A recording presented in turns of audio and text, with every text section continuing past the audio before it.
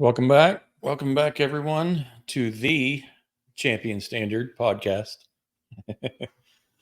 uh, joined this week, of course, by the usual characters here. He's Rob. I'm Brad. Before we get started, please like, comment, subscribe. We're on all the social media outlets out there, so please just give us a like. We'd like to hear from you too, so just add some comments if you'd like to. Here we are, another week. I know last week was really fun. OU winning yet another natty, number 4 in a row, 8 for the program. Just an awesome week. Beating the Shorthorns down there was just great. That just makes it even better. They actually had their celebration last Saturday too, so that was kind of cool to watch. But losing not, I think, 10 seniors, so it's going to be interesting next year. I think a rebuild. I'd like to call it a reload. That always sounds a little more comforting when you say reload instead of rebuild, but hopefully Patty can pull them together. It'll just be a lot of new faces that we're not used to next year. So yeah, congrats out to them again. You just can't say it enough. So that was, going to be hard to follow up that week. Right. Yeah. Sooner sports is concerned anyway. So yeah, we're going to do our best. A few weeks ago, or a little longer, we went through the offensive depth chart and we came up with some ratings based on Norman steakhouses.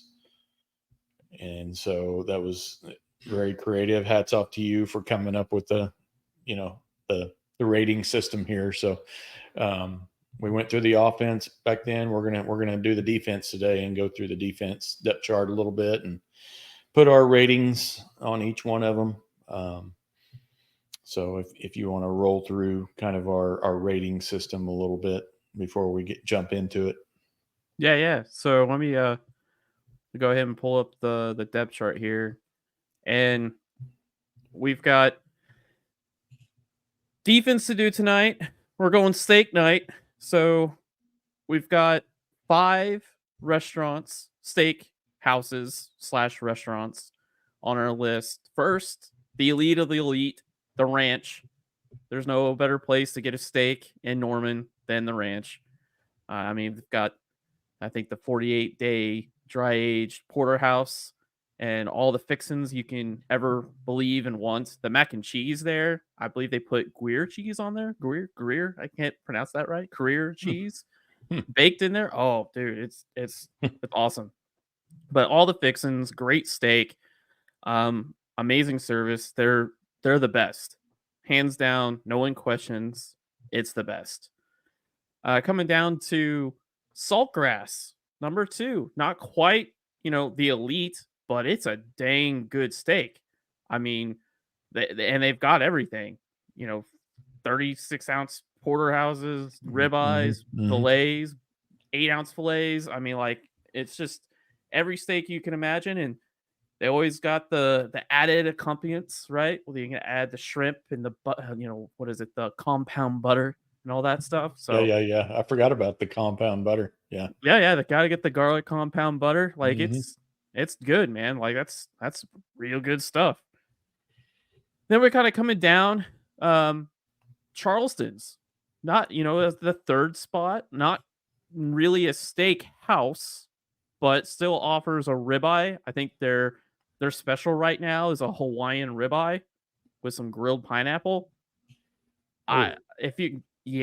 Grilled pineapple and ribeye. Yeah. So they've got a fillet, they've got a ribeye, not quite, you would say a steak house, but they have really good steak.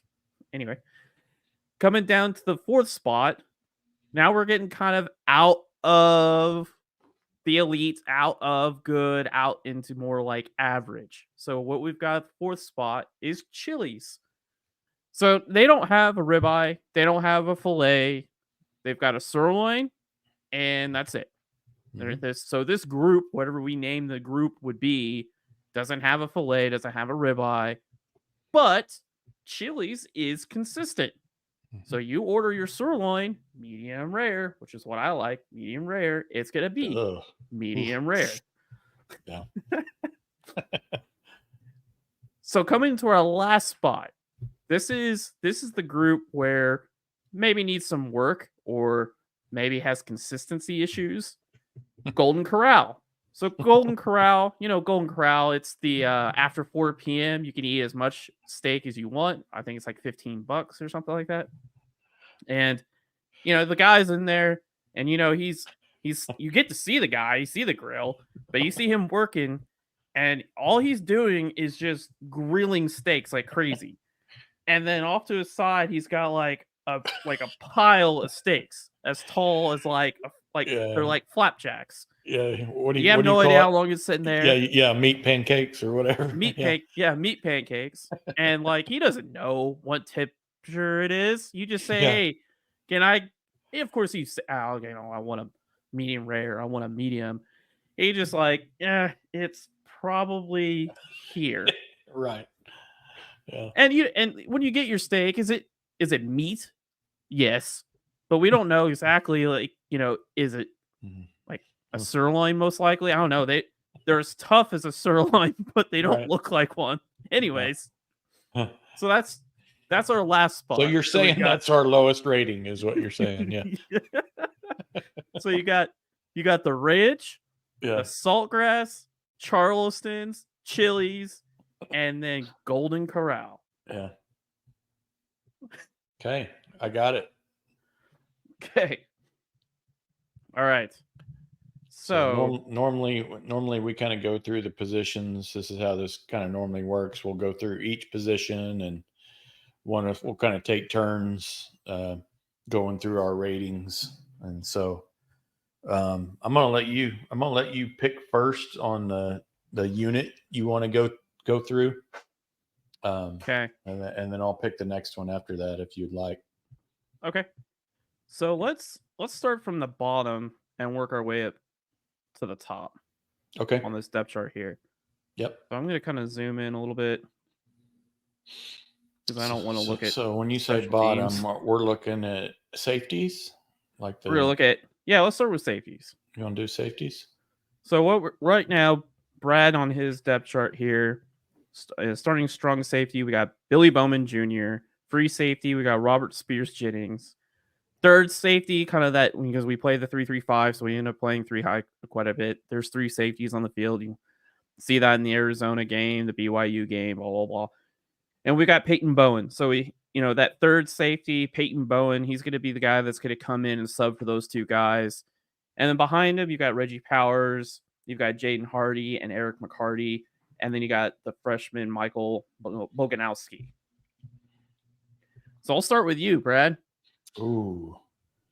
Where are you ranking your steakhouses? Where are the safeties going to go eat? Yeah. Where are they eating at, Brad? I was going back and forth on this one. I was between a couple of the better steakhouses. This is a very experienced group. Coach Hall has done a great job with the safeties the last couple of years. We got, some seasoned guys there. We got Bowman, who came back, thank goodness.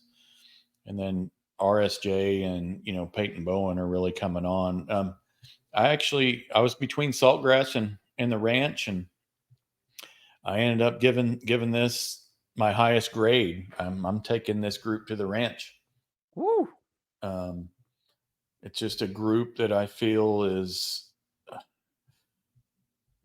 maybe most dependable. I know that's a very boring word when I say it's my favorite group, but just feels like the most dependable group that may be on the field. I just like the mix of, Bowman, Bowen, RSJ, some of the young blood that are out there. I just like this group a lot. They're going to have to cut down, there's a few busts last year, of course, but overall, I just think this has great potential here to be our best unit. I love that play right there. Yeah, that's a great one. Yeah. That's a good one. Probably the best, maybe one of the best plays of the year, if not the best. So I know Bowman's kind of the proven commodity. Is he a 5th-year guy, or is this his 4th year? I Is he a think it's his true 4th. senior? I think Well, what he's a does his true depth chart senior. have? Yeah, I don't know. You put the video up. It's okay. He is a true senior. Okay. So 4th year in the program, you kind of expect him to be the, most experienced and make the most mistakes. But I like those other guys just as much, if not better. I think in time, Bowen, has the potential to be one of our better safeties that we've had, in the program and maybe the last 15 or 20 years potentially. Yeah. And then RSJ just, he brings it, comes downhill. I think we refer to him as a heat-seeking missile most of the time. All of a sudden, some guy looks like he's getting their break into a hole, and here comes number 3, sticking his nose in there, just stopping the play. But yeah, I like this group a lot. I'm not going to say who my other group was that I was, putting them up there with, but yeah, I like the Sure. safeties. I Sure. like the safeties as my ranch. I So like the safeties too. I think they're definitely in the top 2 as far as grouping goes. And when looking at the group, because we're including the coach, right? yep. We forgot to say at the top we're including the coach. Safeties, you see all these big plays here. I mean, Bowman had 3 picks for 3 touchdowns, 3 pick sixes, led the country in it. Had the most interception return yards in the country. And I was kind of looking at this group compared to another group, and I wrote it down here. Safeties are eating at saltgrass. Okay. I'm not arguing with that either. I was back and forth. They're playmakers. They're some, like you said, some of the plays they made were some of the biggest of the year. But when you're looking at the elite, and there's another group that I feel is on the rise and is really dang good. Um, some of the we had some safeties. Bowman had issue with pre-snap motion, especially in this Arizona Bowl game. Pre-snap motion, the stat, although you fans are well aware of, Bowman missing 22 tackles. That was actually not. I mean, that wasn't just bad. I mean, if you look at 12 missed tackles and run stop, he's like up there as like number 1 in all the safeties in the country with 12 missed tackles. I think that's more of a role that he was in versus being asked to do things that I guess he's a slender guy. He was that middle safety quite often. And your middle safety, you're running the 3-3-5, you have got to be the +1 run fit. I think that's maybe more suitable for RSJ. I would think that's probably going to end up changing this coming year. Because again, RSJ was just a sophomore last year, and it was just getting his real playing time on the field. This coming year, he's going to be a junior. I think his role is going to expand, and he'll have his own role as a middle safety. That's what I'm hoping, at least. Looking at the safety group, some of the opportunities for improvement is understanding the rules on some pre-snap motion, because Arizona ran a lot of motion just like any other team does. But for whatever reason, we had issues at not just safety, but also issues at corner too, of understanding rules and quarters rules versus cover 3 rules and them getting blended. And so I think this group is really dang good. I mean, there's those 3 guys this is probably up there as the best safety room in the SEC. When I was rating these groups, to me, of course, we've talked about it before. I think the defense in general, just overall, is going to be so much better than last year. third year under Brent. I'm a huge fan of Zach Alley coming in. I think Zach Alley, he's a mini Brent Venables. Attention to detail, just a huge upgrade over Ted Roof. Young, energetic players relate to him. I think he's just going to bring a lot to that defense, and not just linebackers, which is, probably one of the groups you like as well. But I think, he can make that entire defense better with his presence coming in, attention to detail. If our front four gets better, that helps everyone. I mean, we know it all start. If the front four gets better, well, every single group we're talking about today is going to be better if that front four can get better. So, I'm just, there were some busts in the secondary last year. I just think that bringing in Zach Alley and just the defense in itself being quite a bit better is just going to help the safety room possibly not have as many busts, because they're not going to have to hold up, for 2 more seconds because we can't seem to get to the darn quarterback or whatever. I think it's going to make this group shine. And if there's ever a year that I'm going to rate a safety room in the ranch, it's this year. Like, I don't know another, you know what I mean? And so that's kind of where I fell to. That's why I went there this year anyway. So looking back at that Arizona game, we played snaps in cover 3, and we had a Peyton Bowen or a Billy Bowman Jr. that was the post hole safety, and they got too much depth, and they allowed a dig route or a bender to come right in front of them for an easy catch. And if you're running cover 3 and you're the post hole safety and your whole job is to eliminate the middle of the field, and you've got and you're too far back, you've got too much depth. I don't know if it was a coaching point that was missed or something, but they got too much depth and they kept getting eaten alive with it over and over and over again. And watch those first few possessions of Arizona. McMillan, pre-snap motion, go to the middle of the field, he's open. Pre-snap motion, gets in the middle of the field, and he's open.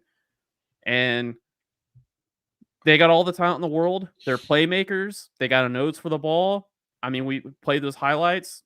Bowen, he ends up causing fumbles all the time. And then Bowman, he gets the ball in his hands, and he just turns into like one of the team's best running backs. But for next year, what I want to see is more consistency in their coverage, understanding the quarters rules, man zone rules, and then I want to see some more aggressiveness in the middle of the field as that middle safety, whether it's in the run game where Billy Bowman struggled, or if it's in coverage. And we don't know if it's hard to find good film on safeties because the TV camera is like all zoomed up, so you can't quite see. You kind of have to like sit there and be like, okay, why is he stepping away out here? But this room's good. I mean, it's great, and I'm excited to see what it does all together. They'll be playing all together for at least 2 years now, and for RSJ and Bowman, it's 3 years together. So that those guys are going to have some chemistry. Yeah. No, we're both ranking this group high, so we got some pretty lofty expectations for them for sure. And if you want to run the 3-3-5 like BV did, all of Arizona, and all of Oklahoma State and all of Baylor and not Baylor, BYU, you have to have 3 safeties that can do a little bit of everything, and you have to have a great +1 run defender, which I think we have in Robert Spears-Giddings. Okay, so let's go in the next group, which will be corners. So I guess we're staying in the secondary here. Yeah. So left and right corner, Brad, you've got Connie Walker, you've got Woody Washington. We've got Gentry Williams kind of in IR right now, but when he gets healthy, he'll be a starter. Yeah, he'll be a starter. Makari Vickers, Jacoby Johnson, and then you got Eli Bowen and Devin Des Jordan. Malone, the transfer in. Yeah. Oh I yeah, don't know where's if you Des mentioned Malone? that. Oh, there he is. Yeah, Yeah, Des yeah, yeah. Malone. Oh Yeah. man, Des Malone. Mm-hmm. So I guess it's my turn. And looking at corners, I think you were showing your cards a little while ago. so Showing your hand. corners. So corners, I'm Mhm. sending to Chili's. I'm sending to Chili's. Oh, And I know. this is fun. I'm glad I don't know yours ahead of time. I'm glad I don't know like where you're ranking people because these are going to catch me off. That one caught me off guard a little bit, and I like that. So consistency is there. I look at this easily could have been Charleston's, but Gentry needs to put a whole year of healthy season tape. If he puts a healthy year of season tape, he himself can send the corner group to Charleston's if he's healthy and he has a great year. But looking at today, I'm looking at this as okay, Woody Washington was picked on a lot. Mhm. He was picked on a lot. Go look at all the opposing offenses. They either if Gentry was on the field, they went to Woody. Mhm. They didn't want to mess with Gentry. Go watch the Texas tape. Gentry basically takes out Adonai Mitchell or Worthy himself. So Woody Washington, we got, he came back for another year. Can he play? He was talked about how he was going to play safety. He's not going to play safety. He's a corner. And then you've got Connie Walker, and he had some ups and downs. He actually had some pretty good plays against West Virginia, and I remember a few plays from BYU that were pretty good. But he's one of those transfers from last year. He's just getting his feet wet in OU ball, SEC next year ball. But I send these guys to Chili's. I think they're going to be a consistent group, but I don't see a filet or a ribeye on this roster just yet. I want to see Gentry stay healthy, and I want to see him stay healthy for a whole season, and I want to see him go against some of the best receivers, right? And I want to see those opposing offenses go the other direction. I want to see him lined up on some of the best receivers like Squirrel White, Tennessee, or Texas's Bond, Isaiah Bond. And Alabama's, I forgot their receiver's name too. Yeah, there's a lot. I want to see how they just don't want to mess with him. They want to go in the other way. I want to see it all year long, and I hope that the kid stays healthy all year long, and he himself can easily throw them into Charleston's. Yeah, did he match up on the other side of Xavier Worthy last year during the Texas game? So I saw him matched up on both of them, but you know how they kind of moved him around. Texas. They played matchup with you. Yeah.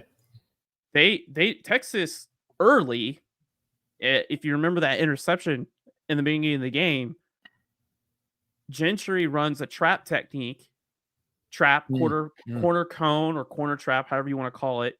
Basically, Gentry sits and he sat and slant comes across his face and he took it. Yep. Baller. Yep. He's got all the tools. He's got great hip flexion he flips his hips. He's got great feet. If you watch some of the clips in slow motion, he has no wasted movement in his feet compared to some of his colleagues. Every step a receiver makes, he makes. He doesn't take extra steps. He doesn't lose his balance. The kid is a natural. He just needs to stay healthy and do it again in a full season in the SEC, and he himself can skyrocket this group into a Charleston's. But today I have it at the Chili's. Yeah. Gentry's our best potential draft pick, top 2-3 rounds, right? Is that fair? The group, or are we talking about the entire defense? Corner. Oh, yeah, within par, right? top, maybe a second if rounder, right? if he's healthy through a whole season in the Mhm. SEC against some of Mhm. these receivers, he would be talked about in the second round. Okay. Yeah. No, I'm not too far behind you, or I should say ahead of you on this group. I didn't have him in Chili's. You mentioned, potentially having him in Charleston's, and that's right where I have them, is right in that middle group that we're rating today. I like Gentry, of course, a lot. Woody, yeah, he got picked on, but I felt like they went and kind of, um, went and got Des Malone, if Woody does get picked on, because I think Des Malone's more than capable of locking up that other side opposite of Gentry if needed.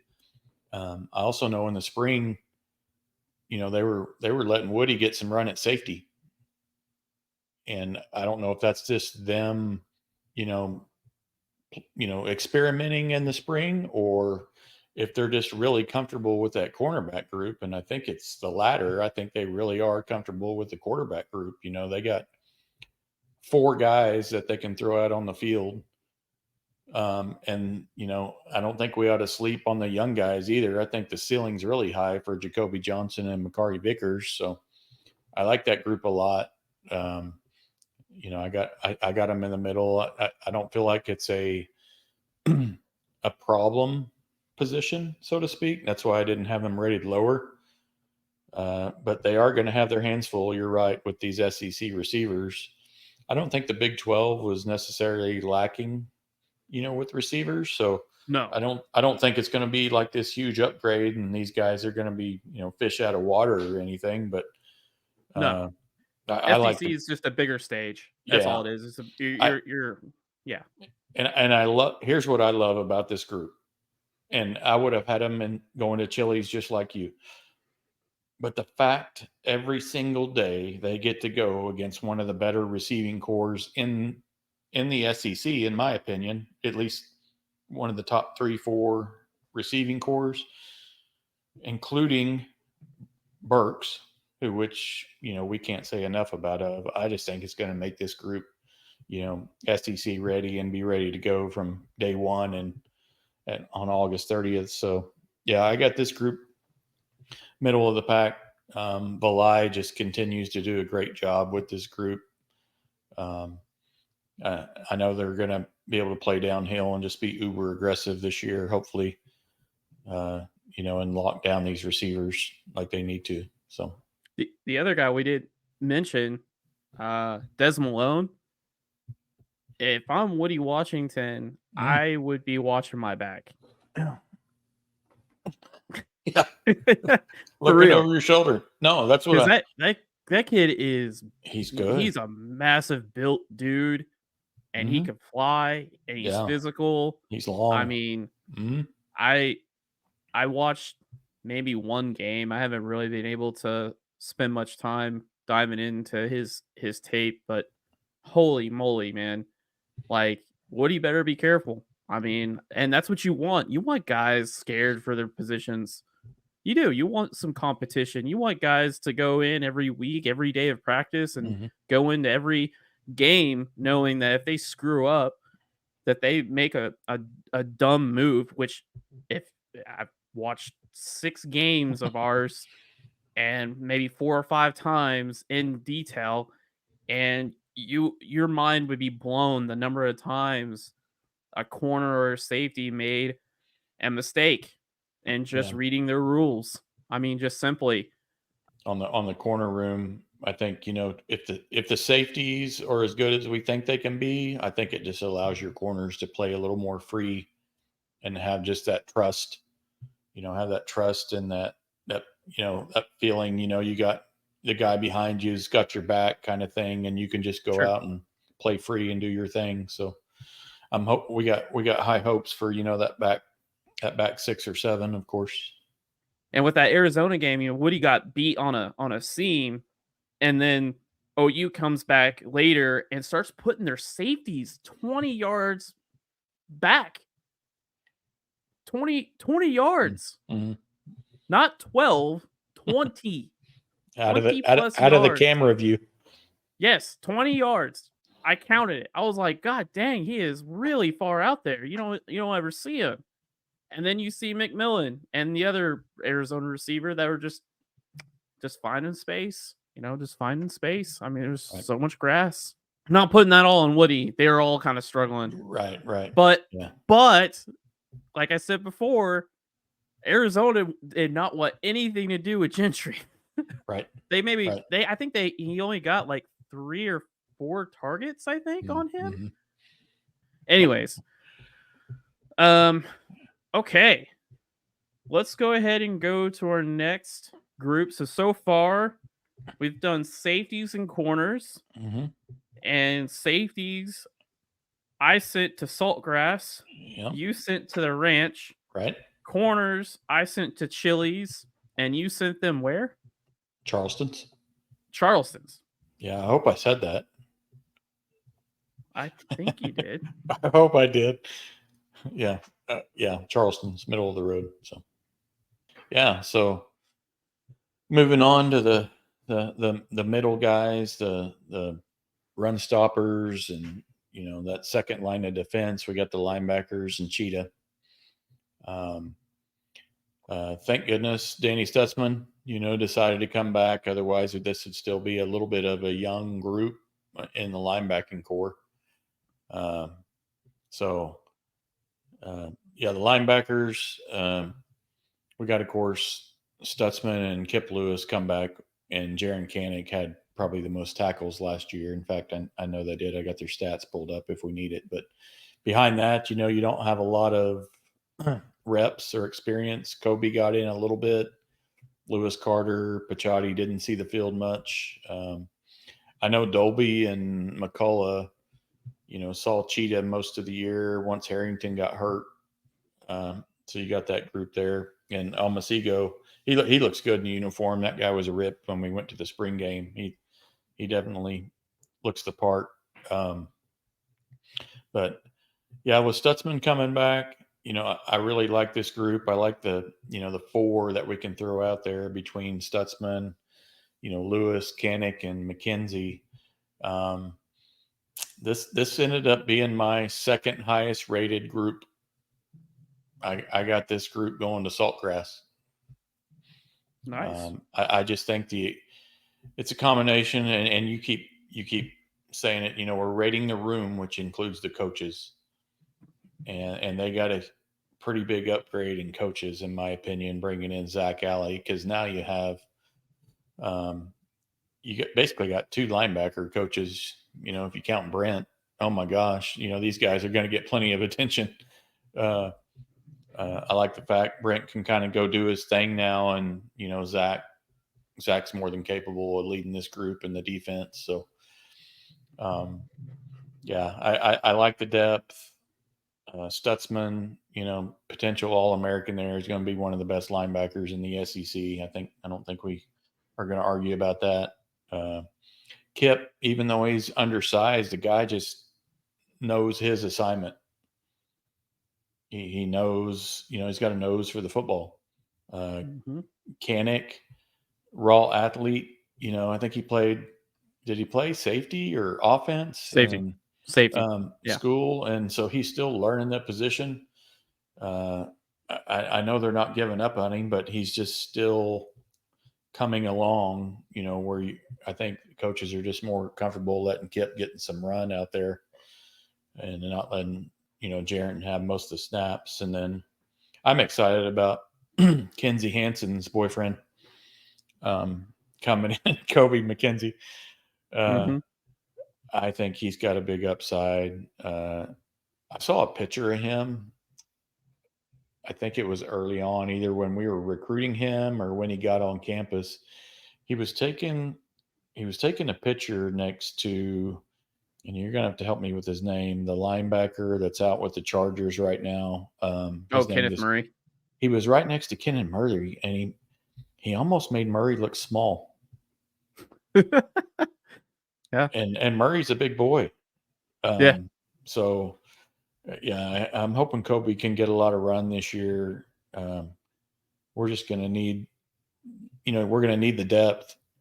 I mean, we're going to get banged up SEC schedule is going to take a toll on us. So, getting these guys some reps early on is going to really depend on how good this linebacking core is going to be. And of course, the Cheetah position, which I, forgot to do a lot of homework on, but McCullough and Dolby are, both of them played really good last year on those positions. So McCullough, I've talked about him before. You listen to him talk and he sounds like a grown man.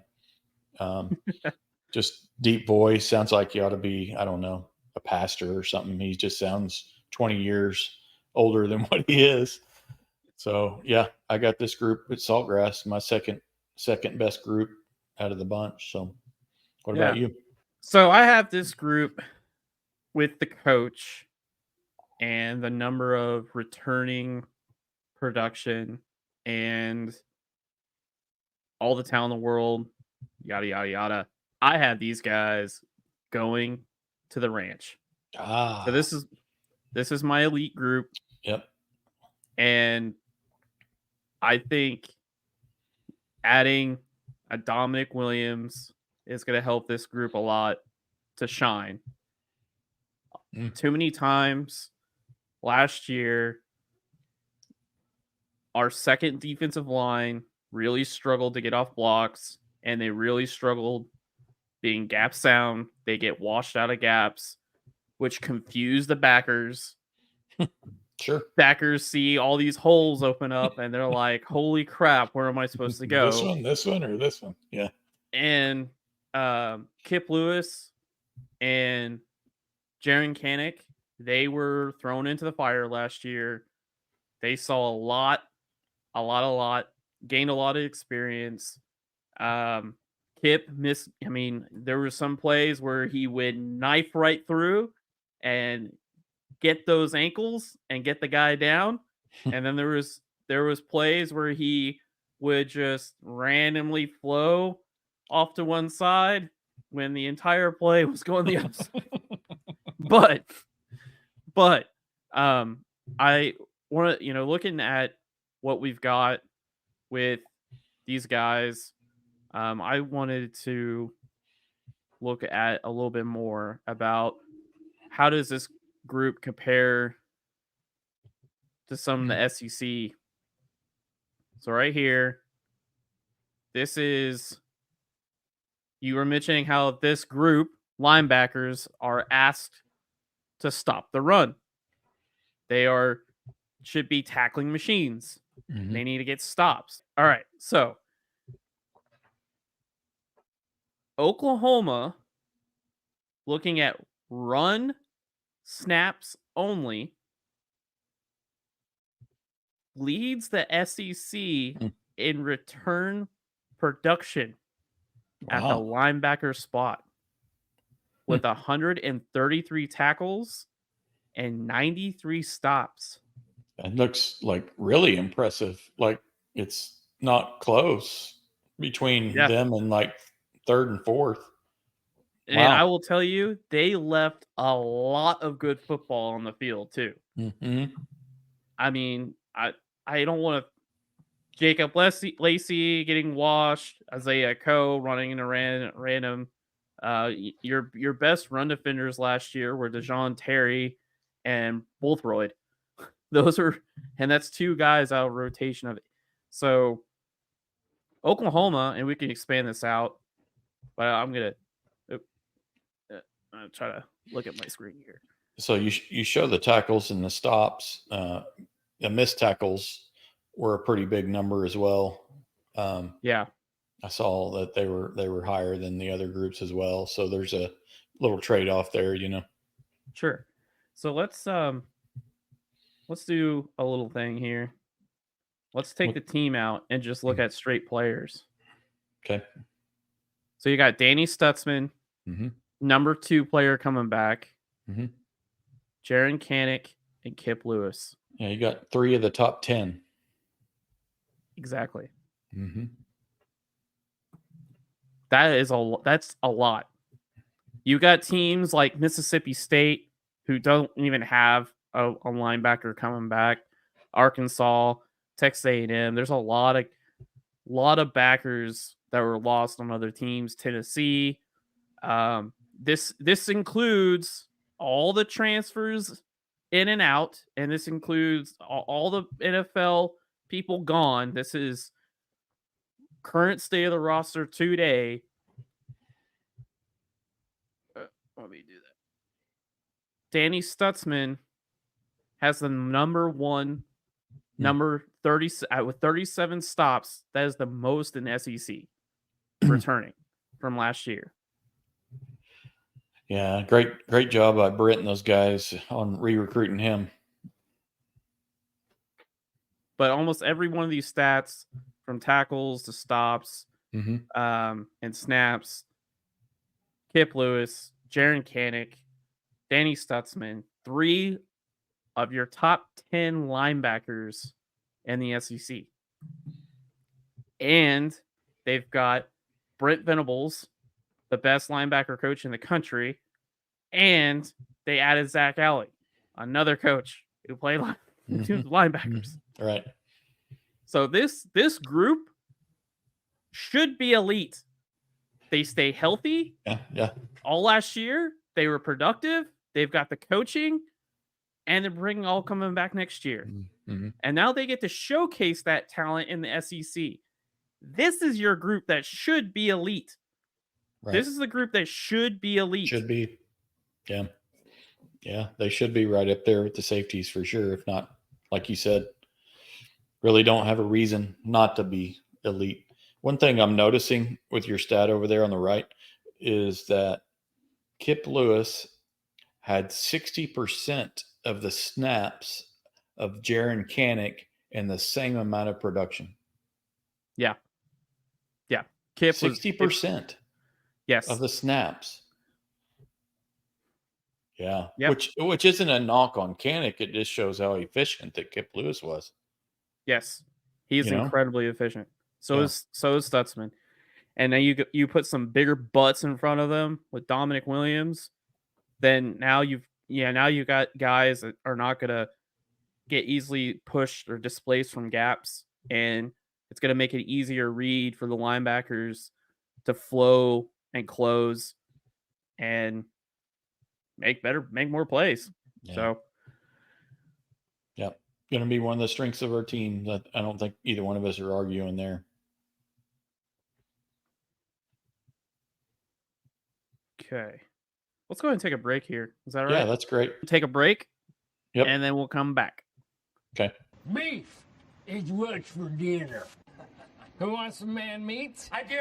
I want some man meat. Michael, the white would like your man meat. Well, then my man meat he shall have. Beef is what's for dinner. It's what's for dinner. All right.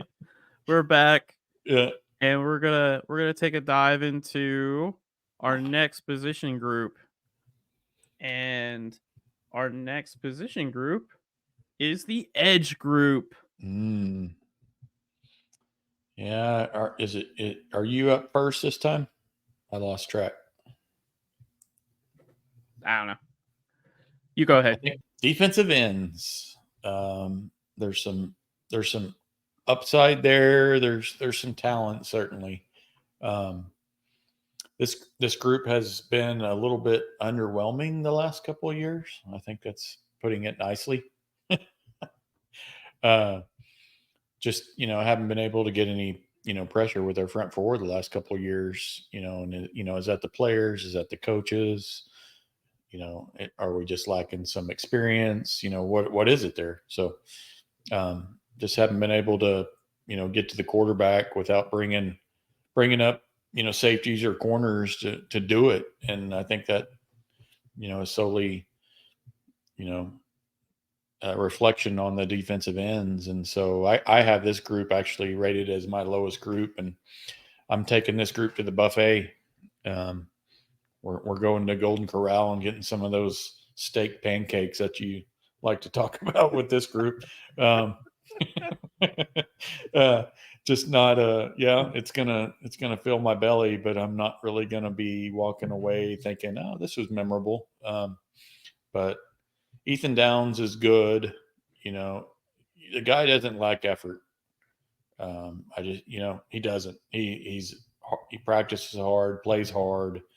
I hope for his sake that he just has one of those years where he makes a jump, and all of a sudden he shows up a little more. I know he was I think he was our leading tackler from the as far as the ends are concerned. The guy that has been banged up, I want to say the last 2 years, has been R. Mason Thomas, RMT, and man, he's flashed a lot. There's been some times that he's just. By the way, remind me, I need to go change. I think his number. I both have him and Trace Ford with number 30 on this depth chart, so I need to fix that. RMT's he's flashed. He's just got a lot of natural twitch to him, that maybe Ethan Downs doesn't have.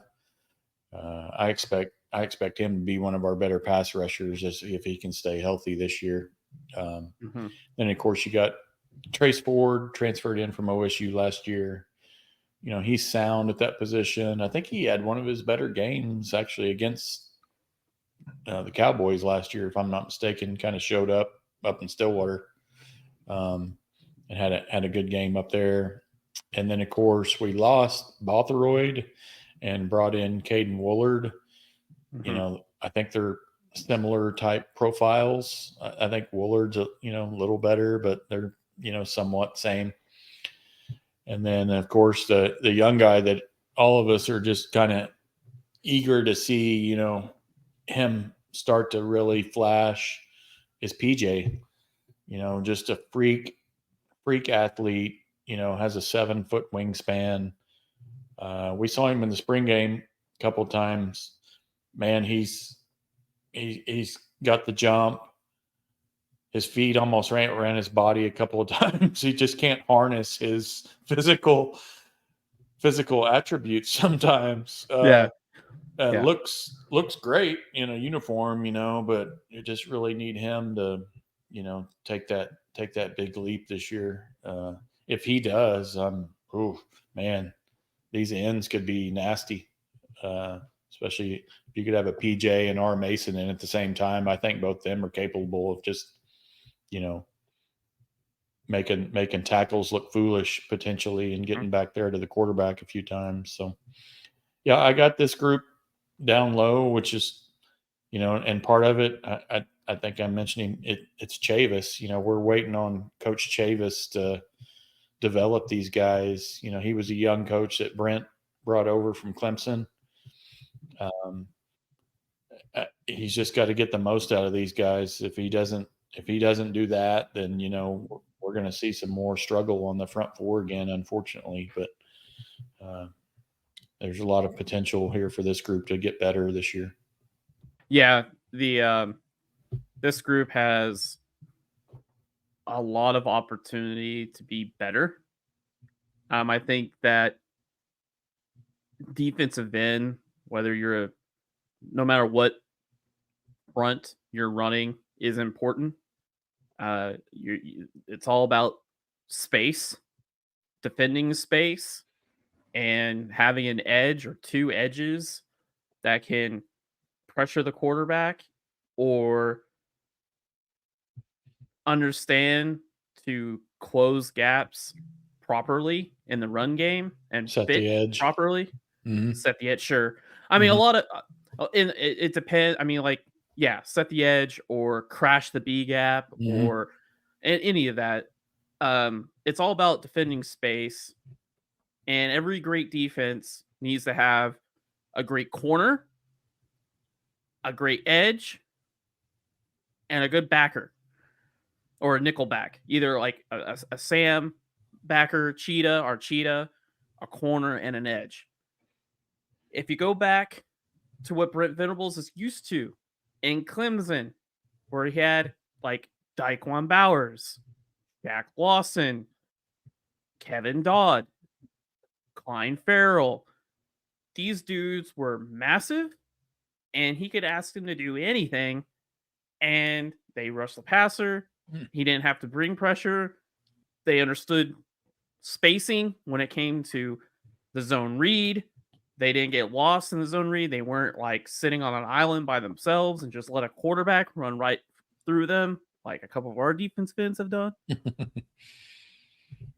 This group I have going to Golden Corral as well. Mm-hmm. I think we've got a pile of meat pancakes, and we're not sure what we're going to get going into next year. Mm-hmm. I do have a couple X factors that I think could make this group really dang good. Oh, yeah? Yes. I mean, well, one you already talked on, PJ. I mean, PJ, he was just a freshman. Yeah. I mean, come on. Like, let's settle just a little bit. You know, yes, 5-star, all the talent in the world. Spring game, he looked good. He's got a great first step. That's what I like of it. His first step is great. His length is insane. Mm-hmm. You mentioned the 7-foot wingspan. It's insane. He's just a sophomore. If he were to be starter quality through an entire season, that would be an X factor to this group not Mm-hmm. being a Golden Corral.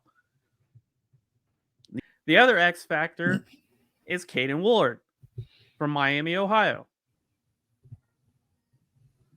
At his floor, he is a Jonah Lalu replacement. At his ceiling, he could be a dude. He could be a starter. RMT, it's his health. It's a roller coaster with his health. Trace Ford, he's got injury problems too. So you got a left defensive end on our depth chart. You got 2 guys that have injury history and a young guy. There's only 2 guys on our little 3 deep there that Mm-hmm. have put in multiple seasons healthy, and that's Ethan Downs and Caiden Woullard. Right. So let's take some. I'm gonna go ahead and pull this up, this Caiden Woullard film, and they line up all up and down. A couple of points. I'll just go ahead and let it play. And is 3rd down. Watch 4 games. 3rd down, they put him inside every time.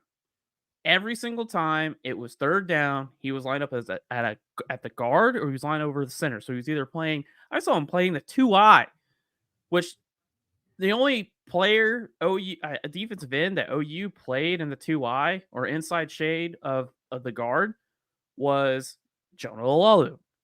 I think they saw this guy's film and saw, okay, athletic profile, good. Long arms, good. First step, not too bad. But the way that they used him all the way up and down the line Mm-hmm. was very similar to what we were doing with Jonah. Pass rush, 3rd and 7, and 3rd and 7 plus, he's going to be lined up on the guard. Like that's what his role was at Miami. The other thing that was kind of interesting, and this is the game here that I really intently watched as close as I could. This is the Toledo game in its conference championship. Toledo was the #1 offense in the MAC. They were averaging 200 plus yards on the ground. In this game, they only rushed for 100 yards. And for whatever reason, they never ran to the guy's side. Ever. I saw it maybe 4 times. Maybe less than that. So for this Caiden Woullard, I'm not sure. I mean, I watched game film of, Western Michigan, Bowling Green, and he's pretty dang good against the run. And this game, particularly, these 2 teams know each other quite well. They didn't want to run to his side. Every single time went the other direction. So what did Miami start doing? They started sending slants. They started doing some what I call cross country stunts where Caiden was getting bored out of his mind, where he was not getting all the plays or play away. So he started jawing and messing with the tackles and the guards. Like he would take them and and just throw them to the ground and just start tussling because he just looked like he was getting bored. It was actually kind of funny. But they made Toledo incredibly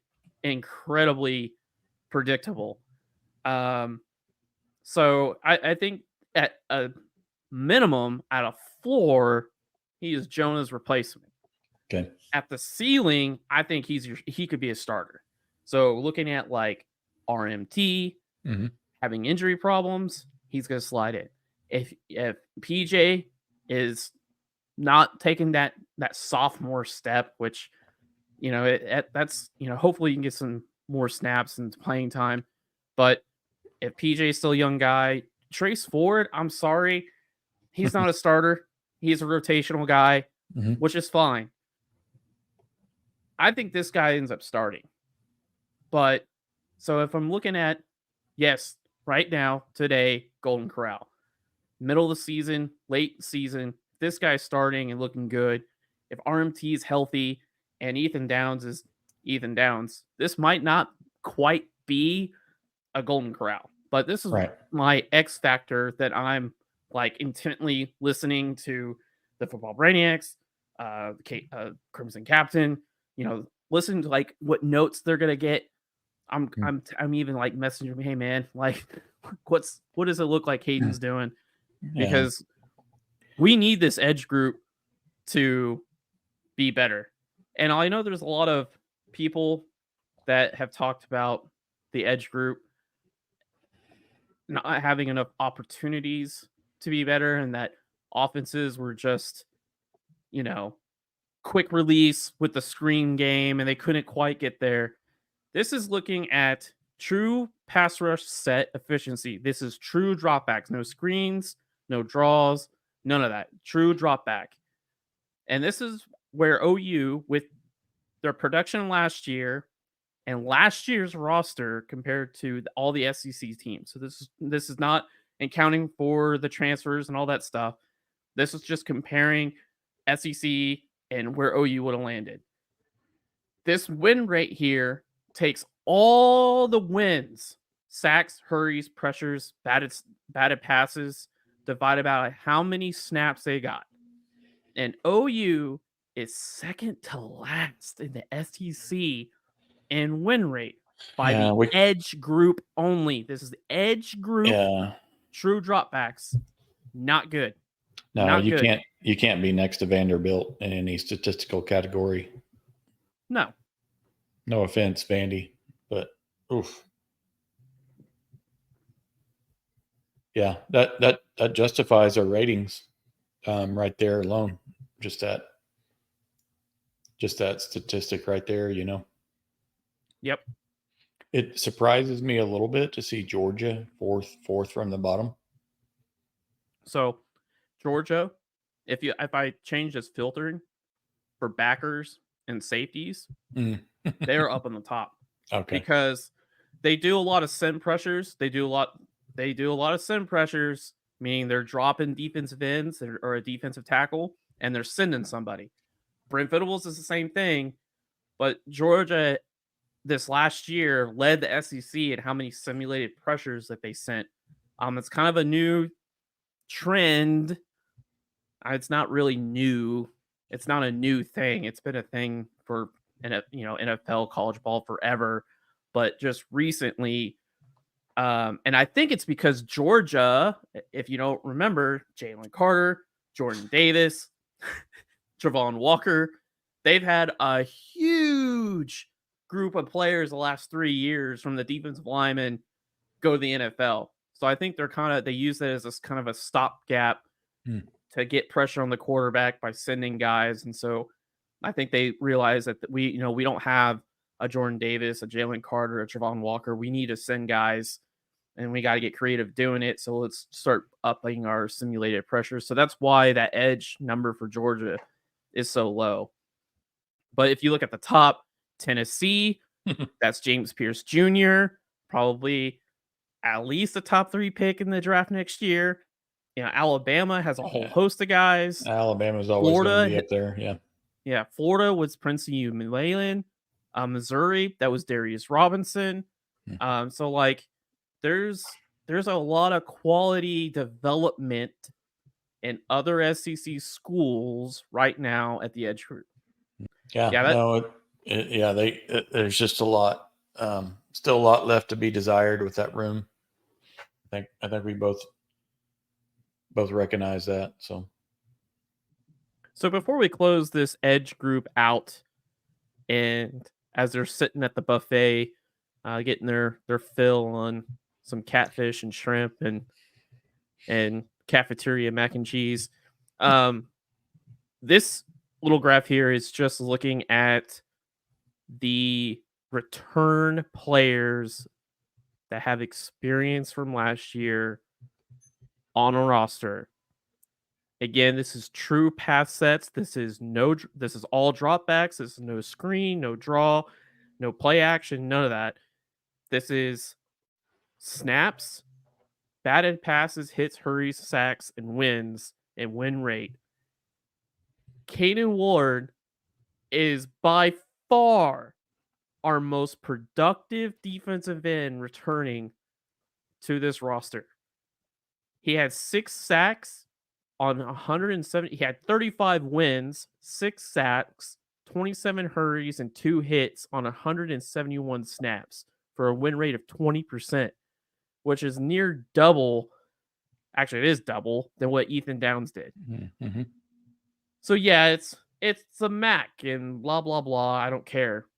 He was productive for his team, so he is my X factor. Mm-hmm. And I hope that he has a good year in the SEC. Yeah, I like that stat you have there because PJ actually looks pretty efficient for 48 snaps and having a 13% win rate compared to the other guys there. So, Caiden's numbers look good, but PJ, yeah, if those two guys are starting come conference, that may bode well for how our defense is going to perform this year potentially. Yeah, and the one thing that I don't think needs to keep getting overlooked is the fact that Zach Alley came in. I think he frees Brent up to work with the other position groups. He's a defensive coordinator. I think he allows Brent, and Brent said it himself before, you recruit to your problems. Well, you don't just recruit to your problems. You have to coach your problems. It's not just recruiting to your problem. If you have a problem, you got to fix it. And so, if Brent's over there, working with Chavis and these guys, knowing that very well could be our weakest link, then that's good. And just let, Zach Alley kind of work with the linebackers, and Brent just floats around, working with the groups that need the improvement the most. So, yeah. Yep. I'm with you. This group's got potential. They just need to, kind of rise up to their potential. So I guess we're saving the big boys for last, right? The big eaters, the tackles. The big eaters. We're not taking these guys to the buffet. We already used up our Golden Corral ratings here, so right. I'm gonna let you go first here on the rating that you're giving the tackles. So yeah, so here looking at the interior defensive line, we're looking at Dominic Williams, DaJon Cherry, Grayson Halton, David Stone, Jaden Jackson, Ashton Sanders, Devon Sears. I have this group going to Charleston's. I think this group is really, really dang good. And I think this group needs to have a big, big year to help everybody out that needs help, like the edge group that we just talked about. Dominic Williams may be the best defensive line recruit in the last few years as it stands currently. Probably going back to like 2009. Right? I mean, it's been a while. Right. But I don't remember. You're saying more of a seasoned recruit, not necessarily a freshman, so to speak, right? No, because he's a proven commodity. Right. Okay. Dominic Williams, DaJon Terry. Terry was a monster on the goal line. And Dominic Williams, we broke down his film. Wow. I mean, you want to talk about just abusing guards and centers. That's just all he did. He put the guards and centers on skates and just pushed them back like it was nothing. We haven't had a guy like that in a long time. Mhm. Now, is Dominic Williams Gerald McCoy? Nope. Is he Tommy Harris? Nope. Is he Jalen Carter or a Jordan Davis, that, those Georgia guys? No, that's not his game. But this guy is damn good. And getting him and his 30 snaps per game to pair with DaJon Terry and his 30 snaps per game Mhm. is pretty damn good. Like, this is really good. So this is Charleston's. This is the Hawaiian ribeye. This is a filet. I mean, getting both these guys to rotate in and out, whether they're on the field together or they're not, that is a really good 1-2 punch, because last year Terry would do his 30 snaps, line 2 would come in, you would have Coe and you have Jacob Lacey, and oh boy, like, we didn't know what versions we were going to get there. We didn't know. I mean, Oklahoma State beat the crap out of us with the counter, and a part of that was defensive ends not closing their gap, and also defensive tackles getting washed, getting down blocked and washed. So, adding Dominic Williams in for this coming year is fantastic. But then you look behind them, Mhm. and you've got a David Stone sitting there. Yeah. And you got a Jaden Jackson, who I don't expect to play a ton. I'm just saying the future is definitely good. So, Yeah. Grayson Holton gives you a good third option. Ashton Sanders, played pretty good, decent last year. Devon Sears, another body in there. But this interior defensive line with Dominic Williams and DaJon Terry, I can't remember the last time we had a 1-2 punch like this in the interior. We're talking, nose guard and 3 tech and a 4 and an even front, or gives you the versatility now and the odd front to be able to, mix and match where you want to put them. And then if you got a Caiden Woullard and an Ethan Downs and a healthy RMT, that's a pretty good. That's a nice front. You can mix and match different things. And I know that they had in the spring, they were working on a SWAT package. I think they call it SWAT, a third down pass rushing package. And, I call it a NASCAR, because it's like, we just want to go fast. And, Caiden Woulard's a part of it. I gotta believe, Dominic Williams was a part of it. RMT, Ethan Downs. It's probably something like that, where you want Dominic Williams to kind of man the center to make sure that quarterback can't step up and he can't escape. And then you gotta want to have some long arm guys. Again, Caiden Woullard, we watched the film. He has long arms. You put him over a guard. He's good. He can swim move him. He can rip through him. I have this group in the interior defensive line. I really like this group. I think it'll end up being our third best next year. And I at the very minimum, we're talking like the floor is that these two guys are the best run stopping duos that we've had in 15, 20 years. Yeah. No, I'm with you. Floor. Yeah. No. And just so people know, you and I don't compare notes on these ratings ahead of time.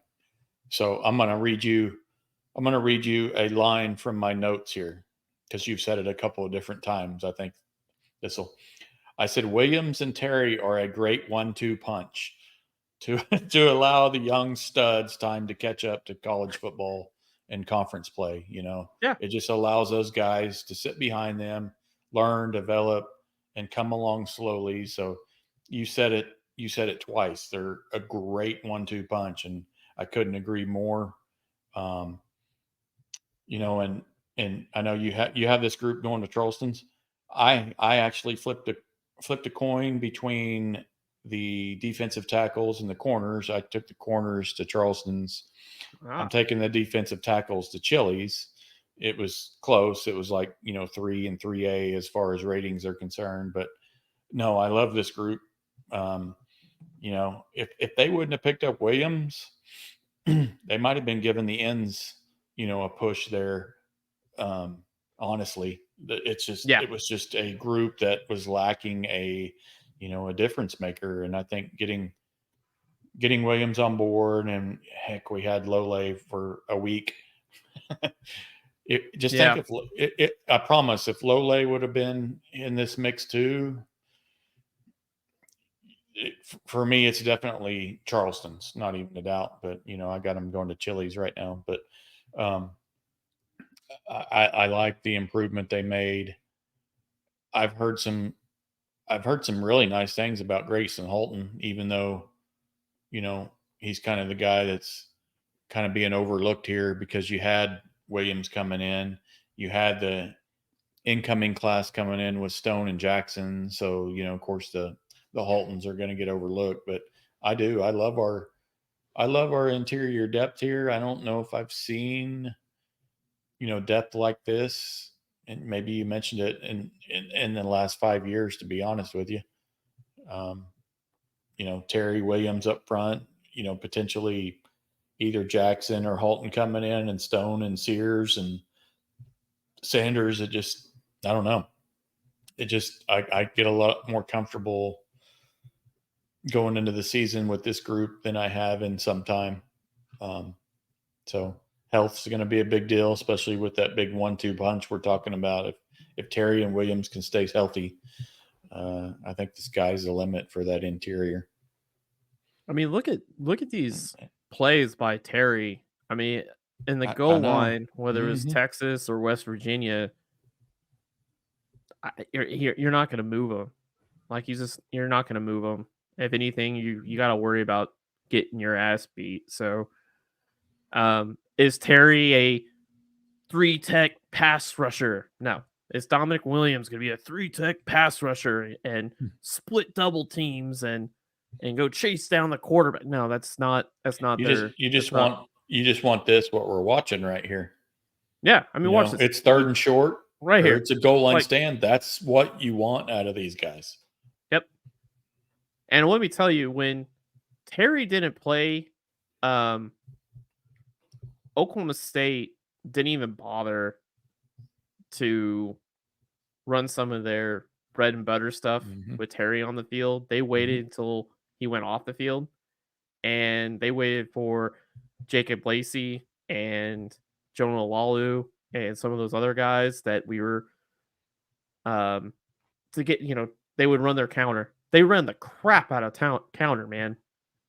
Pulling the backside tight end guard, pulling the tight end and tackle, pulling the tackle and the guard.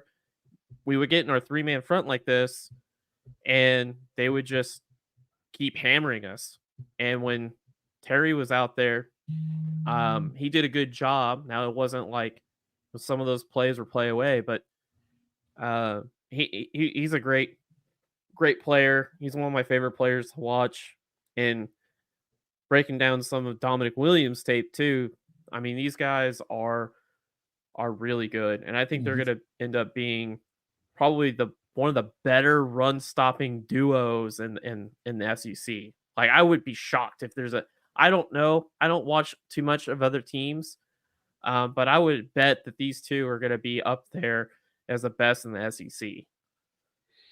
Yeah, and it's funny what you said right there. This group's going to be one of the better ones in the SEC. I think we've said that 3 times today at a minimum.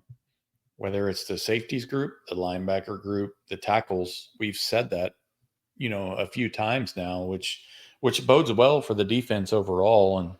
And corners are right up there pushing, some of those SEC teams, and it appears, based on our unprofessional opinions here, that the defensive ends are kind of the the key to this defense, maybe taking that leap, becoming one of the top 2-3 defenses in the SEC. So yeah, feels like we have the pieces here. I feel like we made, upgrades across the board with, players, coaches, experience, transfer portal, whatever. I feel like we address those positions of need over the last 6 months or whatever.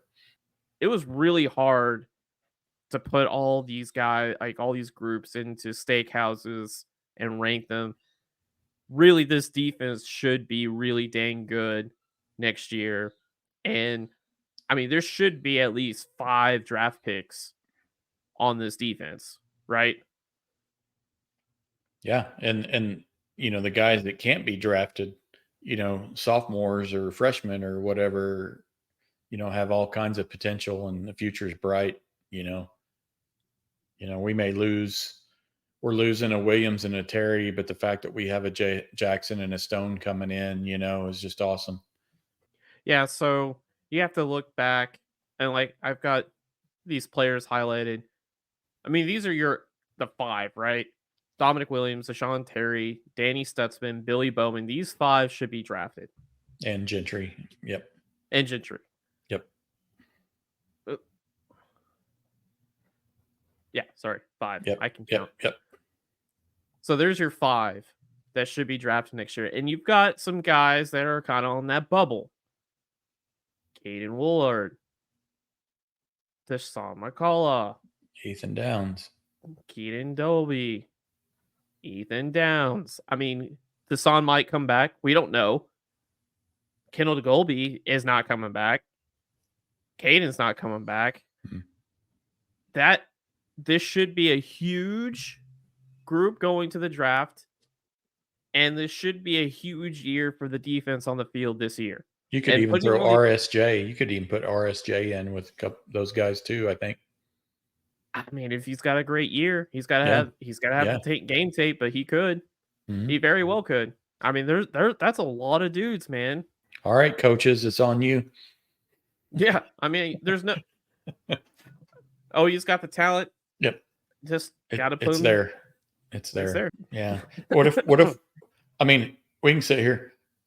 Like next year's draft, what if we have 7 drafted? 7 defenders drafted next year. It's never happened.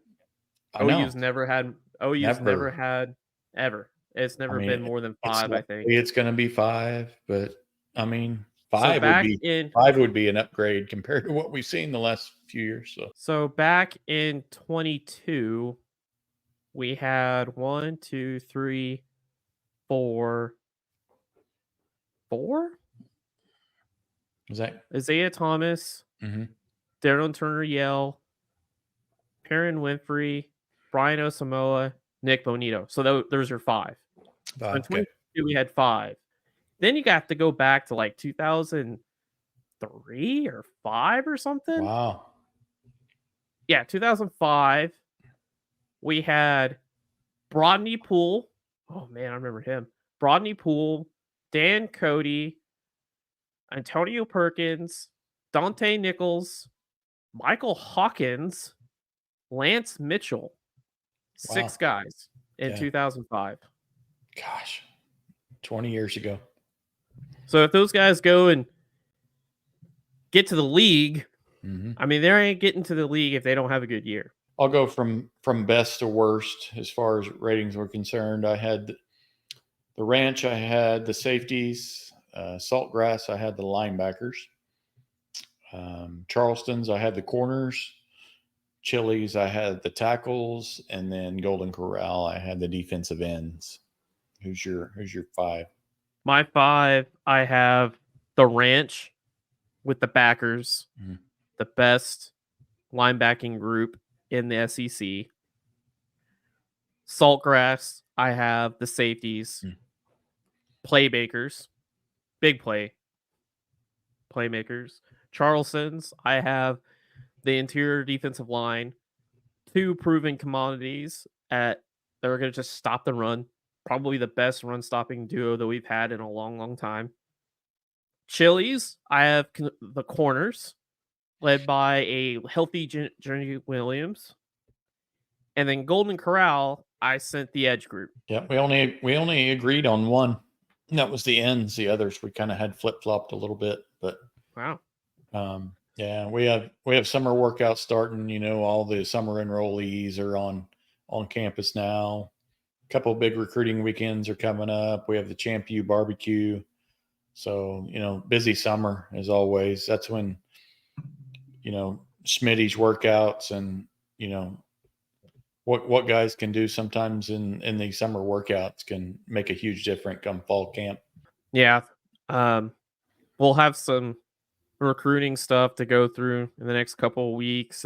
We've reached out to some guests to come on and talk about it. Brad and I are not insiders, and we're not going to pretend to be. We're not going to try to, lie to people and say that we do. So we'll bring on some people to talk about it that are in the know, and we'll sit back and chit chat. Me personally, I don't really follow recruiting too much like I used to.